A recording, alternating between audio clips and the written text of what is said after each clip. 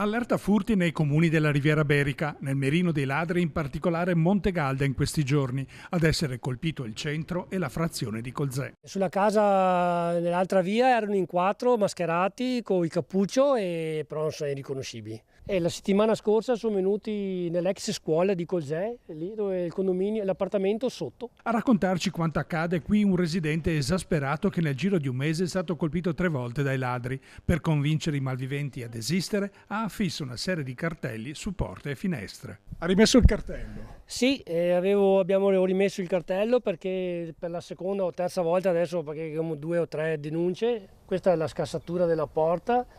Sono entrati, però non c'è più niente, non trovano più niente perché la casa è disabitata e non trovano più niente. Questa casa mia qua di proprietà di mio fratello, di genitori che sono mancati, sono già venuti 3 volte. Ci siamo decisi l'ultima volta a mettere il biglietto con scritto oro e soldi non ci sono più perché ci hanno portato via. Quello che c'era ci hanno portato via, c'era poco o niente ma hanno preso così.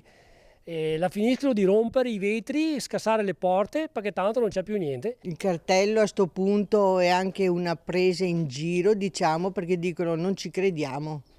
Quindi per la terza volta che entrano non ci crediamo a questo che ha scritto. Ecco perché il signor Lorenzo si rivolge direttamente ai ladri per convincerli. Tu che sei venuto in questa casa mia, ti faccio vedere che non c'è niente da rubare, però sei venuto lo stesso. Quindi sei venuto per niente. Hai rotto quel poco che c'era da rompere, le porte d'entrata che adesso dobbiamo riparare, però hai perso solo tempo. Invece di andare a rubare, trovati un posto di lavoro decente e vai a lavorare, vai a guadagnarti da vivere come facciamo tutti noi. Ed è veramente una vergogna ormai. Tanta rabbia.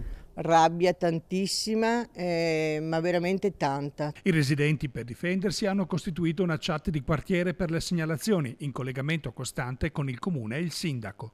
Come comune metteremo in campo, come ogni anno, anche quest'anno, il potenziamento della polizia locale. La soluzione migliore per riuscire a diminuire queste fonti è sempre la vigilanza di quartiere. Quindi nel momento in cui vedete qualcosa che non funziona, perché molto spesso questi ladri fanno dei sopralluoghi o si vedono comunque delle facce non conosciute, mi raccomando, avvisate le forze dell'ordine.